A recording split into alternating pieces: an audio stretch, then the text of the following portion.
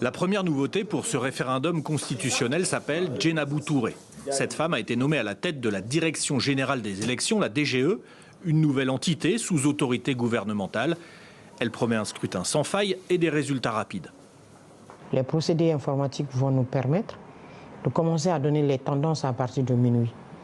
Et le lendemain, de commencer à proclamer les résultats par commune. Finalisés et totalisés en 48 heures, nous sommes en train de tout faire pour que ces résultats provisoires puissent être donnés au peuple de Guinée, mais pas en 10 jours ou en 7 jours. Mais les doutes sur la transparence ne sont pas évités. Pour ce représentant de la société civile, et même si la DGE promet des observateurs dans tous les bureaux, Djenabou Touré sera particulièrement surveillé. Nous dénonçons toutes les irrégularités et nous ne manquerons pas de dénoncer, même si ça concerne la directrice.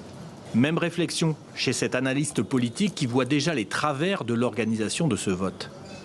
Est-ce que c'est une dame qui sera à même de dire non lorsqu'il s'agira de prendre une décision face à l'exécutif qui lui a porté au perchoir de la DGE? Le contexte politique n'est pas de nature à rassurer. Les deux principaux partis ont été suspendus ces dernières semaines, interdits de manifestation, donc de campagne. L'UFDG de Cellou Dalein Diallo a appelé au boycott du scrutin et même Alpha Condé a pris la plume sur ses réseaux sociaux. L'ancien président, en exil en Turquie, n'a pas de mots assez forts pour décrire le régime en place depuis le putsch et appelle lui aussi à un boycott.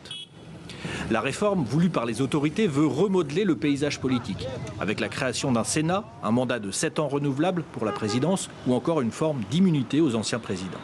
Mais selon l'opposition, la Constitution ouvrirait la voie pour porter Mamadi Doumbouya au pouvoir. Parmi les opposants guinéens, nombreux sont en exil ou portés disparus. Des médias sont fermés et aucune campagne pour le non n'a vraiment eu lieu. Et pourtant, le Premier ministre voit dans ce référendum le moyen du retour à l'ordre constitutionnel.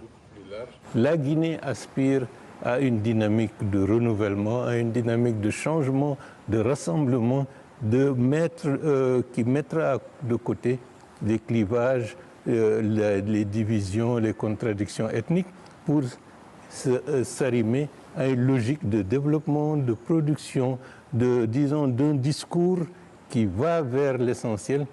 6 700 000 électeurs guinéens sont inscrits et appelés aux urnes dimanche. La participation sera scrutée en premier lieu pour légitimer ou non cette réforme constitutionnelle.